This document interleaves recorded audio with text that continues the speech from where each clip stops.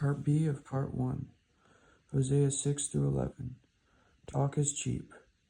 Noted, Hosea 4, 1, and 6 and 8 highlights the severities of the disobedience and the severity of what they're doing, Israel, and 6 and 8, the lack of knowledge with the look to the behavior for the proud, negative behavior. Anyway, in Hosea 6, the prophet held two roles, speaking words of repentance on the nation's behalf, verses 1 through 3, and speaking words of judgment on God's behalf, verses 4 through 11. Israel said they would return to the Lord, 6:1. Their words sounded right, but the Lord diagnosed a deeper issue. Israel's repentance was temporary, as fog or as dew that quickly burned away. Verse 4. God wanted more than an empty ritual. God desires a true repentance, a genuine change of heart. Outward actions and empty words don't fool him. But to have integrity in those words and to build that relationship is so important, and it builds trust.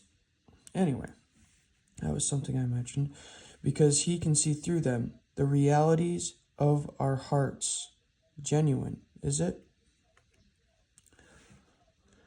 Really knowing God, which is the highest goal expressed by God in the book of Hosea, means loving him genuinely and living for him consistently. I highlighted verses 3 and 6 because you see the magnificence with provision, and then in 6, the knowledge of God is more than sacrifice. What does it mean that knowing God is better than burnt offerings?